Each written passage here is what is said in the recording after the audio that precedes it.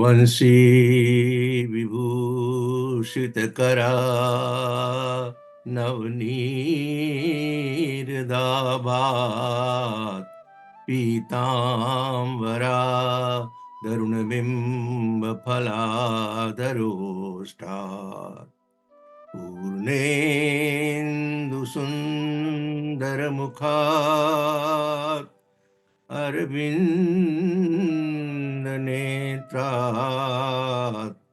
Krishnat Param Kimapi Tat Tvamaham na jane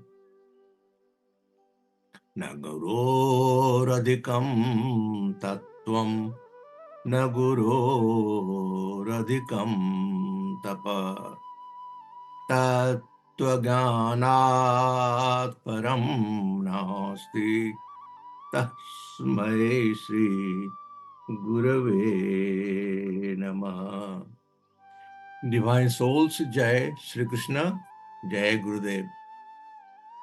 We are going through chapter 12 and we have covered this mantra 18.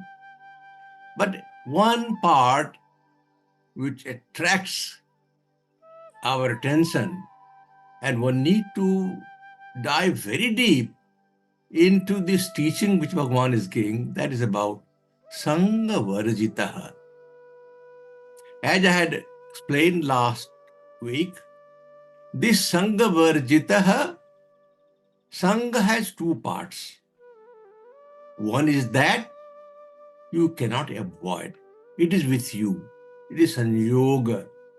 Bhagavan has given us this body. And that body, we have also given this sansara outside. And we keep interacting with them. But you go to the market and see mall, so many things. But your attention doesn't go all on all the articles, all the things. Also, not on the people, hundreds of them wandering around. You do not even look at them. They just pass by here and there. So the prani और पदार्थ ये हमारे साथ लगे हुए हैं, वे संयोग है. लेकिन क्या हम उनके तरफ अट्रैक्ट हो जाते हैं? क्या हमारा अटेंशन उनके ऊपर जाता है और उन पर हमारी आसक्ति हो जाती है? Do we get attached to the individual or the objects which we encounter? How much we are also in our body, we have got different parts of the body, our eyes and ears, and are we so much attached to them that and you try to do something special about them? That attachment part is not acceptable. You should avoid getting attached to them. Never have attachment. But then let us have a look into it. Why and how this enemy of ours, the attachment or sangha, where is it lying and how it affects us? The essential part to understand is this attachment is not with the object, or it is, of course, it cannot be with the Chaitan Tattva, but in Jar Tattva also, it is there. It is not the Rasgulla in the market. It is for everybody. Everybody doesn't get attracted towards Rasgulla. But there are individuals who will certainly, who have got keenness to taste and eat that sweet meat, he will get attracted. And in order to get rid of that attachment, Bhagavan has given the way to do it. But to understand that, what is that there in the Rasgulla and how it is connected to me that I get attracted towards that. That word is what is called ahankar, ego. The component of ego is responsible for the individual to get attracted towards something, and that is asakti. But how can that be removed? Bhagavan has beautifully described in this verse 59 of chapter 2. Vishaya vinivartante niraharasya dehina rasavarjam rasopyasya param drashtva nivartate. Niraharasya dehina.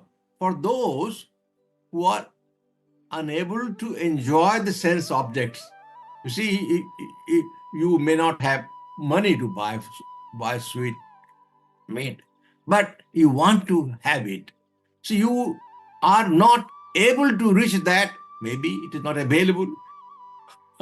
I like mangoes, varieties of mango to available in India. Here you have a limited, and that kind of mango you may not be appreciating that much.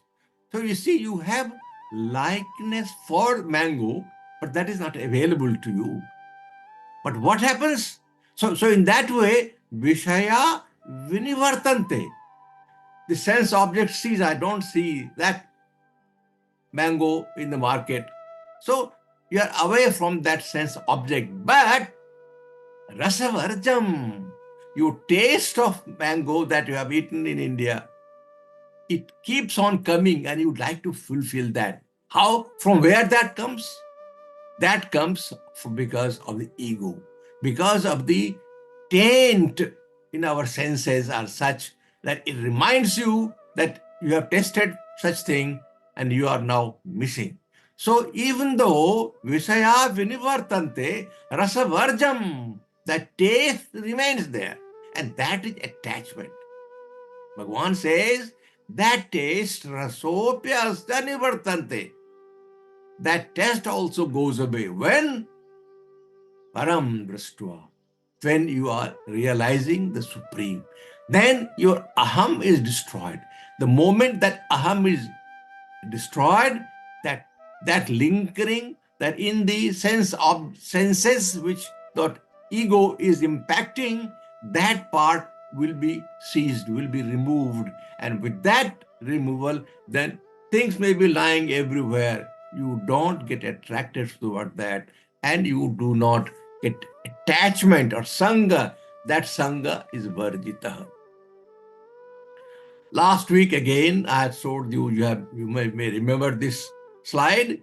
We talked about how virakti from asakti, that detachment from the attachment is what is called love, pure love. That is prema, that love for Bhagwan. That comes out once there is that part, ego part, that is the detachment from the attachment. That is cause of attachment. When that is removed, then you are one with Brahma. Then you are one with Bhagwan. You are having pure love for Bhagwan. But then, how this is happening, how this can be procured, how can be obtained also, one Sant Kabir has given a beautiful doha. He says, Prem gali ati sankari, tame do na samay. जब मैं था तब हरि नहीं, जब हरि है मैं नाही. That place in your heart, you cannot have both. You cannot, it is sankari, it is so narrow. Prem gali ati sankari.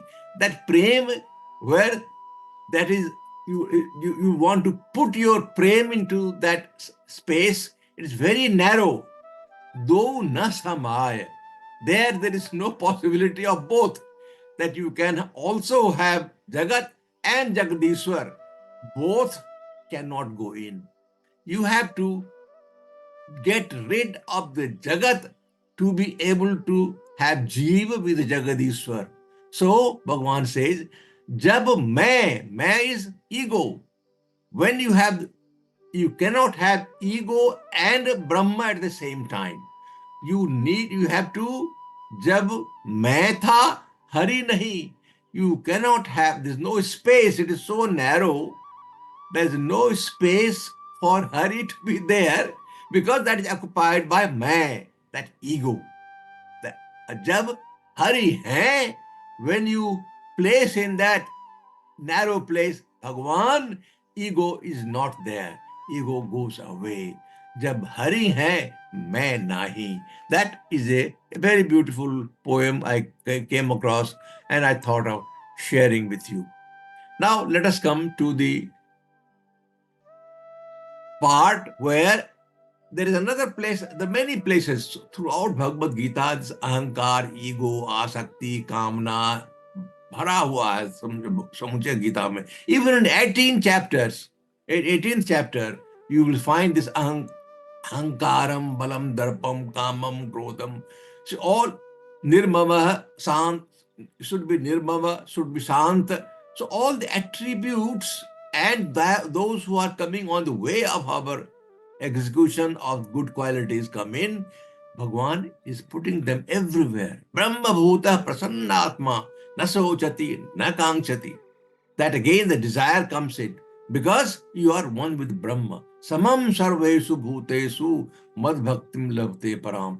That with supreme desire, supreme devotion, you are able to get rid of that desire and you will be able to have darshan of Bhagwan.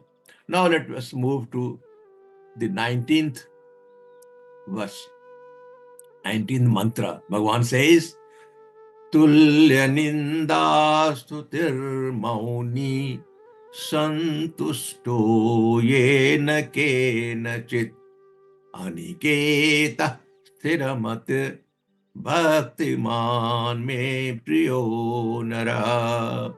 Bhagwan says, you should treat censor and praise alike.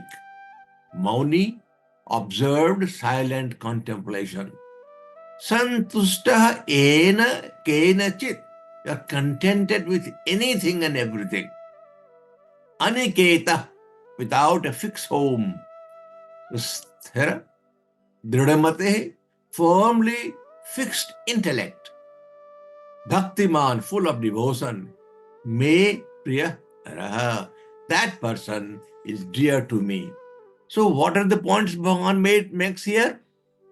You see, I put their numbering as 6, 7, 8, 9, 10. These are the attributes. 18th mantra, there are 5 attributes. And in 19, there are 10 attributes. I will come to these a bit later. So that person having following attributes, full of devotion, is dear to me. What are those? Alike in censor and praise. Mauni, here, this should be not only that physically you are silent, you are not speaking, but also mentally you should be mananasil. During this period, you should be meditating, you should be contemplating deep. Santusta, you're content with anything, everything. Aniketa, without fixed home.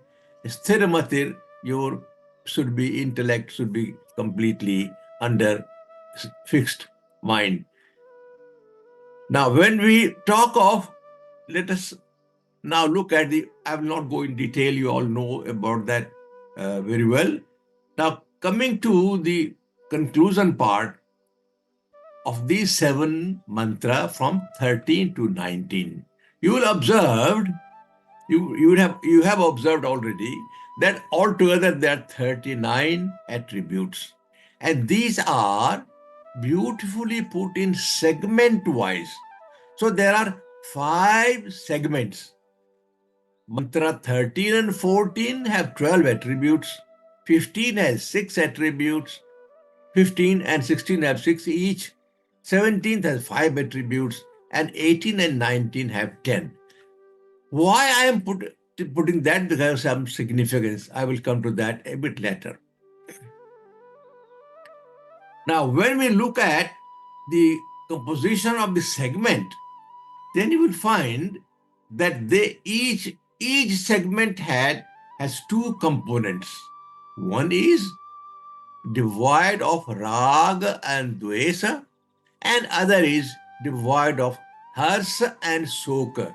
So every segment, there will be these 2 components are there. What Bhagwan is trying to stress, that even in one segment, if you are following the instruction given there in one segment, that is enough. That is enough for me to get pleased and consider you as a bhakta. To able to qualify for a bhakta, Bhagavan is giving in all these segments the attributes, but each component has raga and dvesa. Either you are happy or unhappy, you are pleasant or in distress, or hars and soka, you enjoy, or you go in ecstasy, or you have deep grief for it. So these two parts of raga and dvesa and hars and soka are given in each segment. In segment 1, you have nirmama advaita sama sukha dukha. In segment 2 hai harsa marsa mukta, which is for raga dves, and udvega mukta, that is your harsa soka. In 3, it is anapeksha gatavyatha, they are related to raga and dves, and na kankshati na dvesti, that is with hers and so. Coming to the 5th segment, in the 5th segment again, there are this Sangha Barjitaha, Tulla Nindastuti, that is Ragan Dvesa, and Sitosna Sukha Dukha, again Hars and Sukha. So, in conclusion, we have to look into each segment as independent, constituting of these two components, Raga and Dves, and Hars and Soka. If we are concentrating on getting rid of this Raga attachment and Dvesa hatred, if we can do even that much and not get excessively excited or go in deep sorrow, if you can do that, we qualify ourselves to be considered as bhakta by Bhagavan. Now, when we move ahead, let us see what is there in last verse of chapter 12. In mantra 20, Bhagavan says, Ye tu dharmyamritamidam yathoktam paryupasate Shraddhadana mat parma bhaktaste tiva me priya. First, the word tu has significance. I will come explain to that. Tu, ye, those who mat parma, regarding me as supreme goal. Shraddhadana, endowed with faith. Idam yatha uktam, as stated above. Dharma amritam paryupasate, partake of this immortal dharma. Te bhakta, those devotees, me atipriya, are extremely dear to me. So meaning is, those who regarding me as supreme goal, endowed with faith, as stated above, partake of this immortal dharma, those devotees are dear to me. Let us look at what Bhagavan is saying. First, Bhagavan says tu, that but. When you say but, that means whatever he has said before, beyond that, what he has talked about. In each 5 segment, Bhagavan has used word sa me priyaha. If you look at the verse, you will find in every segment there is this present comes in sa me priyaha. In every segment, 1, 2, 3, 4, 5 segment, in each segment there is this sa me priyaha, sacha me priyaha, sa me priyaha, sa me priyaha, sa priyo naraha. Repeatedly, Bhagavan is talking about sa me priyaha, priyaha only. But when we talks about in this mantra, he says sa me ati priyaha. There is difference between these 5 segments above And this segment, which is called sixth segment, somebody talks about this part, this verse as a sixth segment. In this segment, Bhagavan uses the word Ati Priya. Now, a lot of thoughts have gone in as to why, because he makes a distinction. Tu, I have said about these, they are Same Priya, but Arjuna, these things which one does, that bhakta is Ati Priya. So there is a distinction between these five segments and the components in each one of them, and the statement which Bhagavan is making in this verse 20. So that it is said that all the attributes, the 39 of those which we have learned so far, all these attributes are for Jnani Bhakta. So there is a distinction between a sadhaka bhakta and a jnani bhakta. Jnani bhakta is what? Who has already gone beyond all these sansar, beyond sansar. He is jivan mukta, he is sthita pragya, whatever may you describe them. They are mukta. They are jnani bhakta. So all those 39 attributes, they are found, those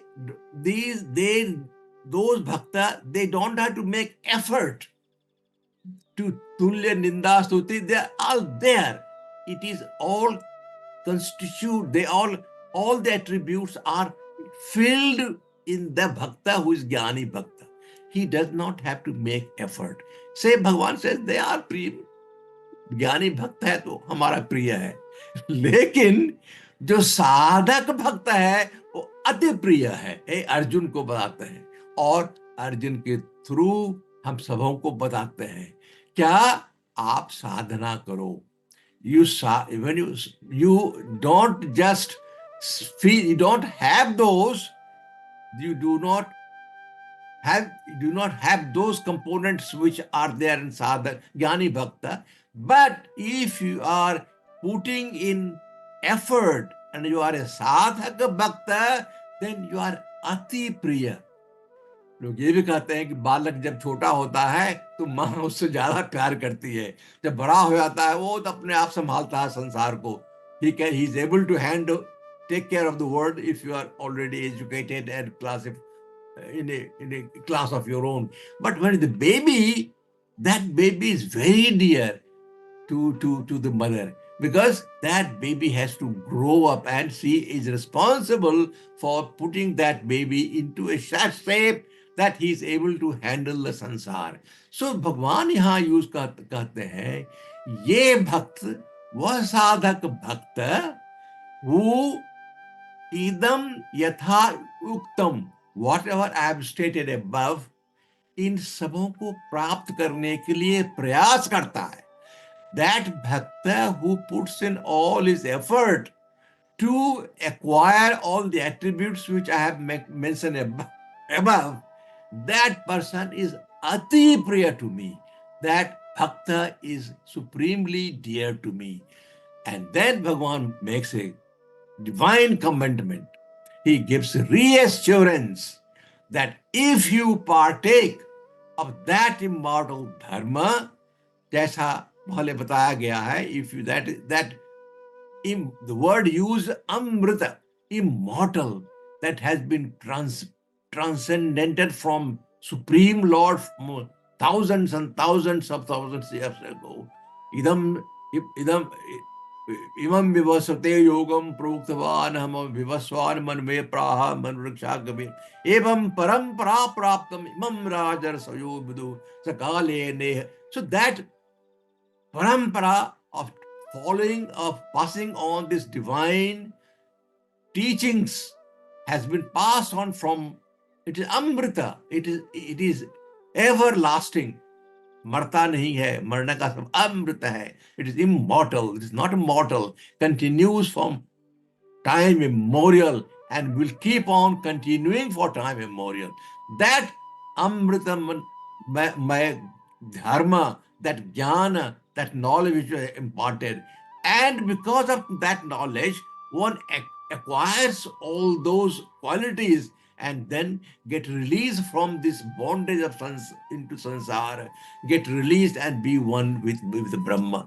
So that is the commandment which Bhagavan assures everybody. If you are following that path and following those Amrita Dharma, which is contained in Idam Yatha Yuktam, as stated above, that those are the 39 attributes given in mantra from 13 to 19 that one has to acquire, one has to put an effort, and one who puts effort into that bhakta, that sadhak bhakta is supremely dear to me, that Bhagavan says.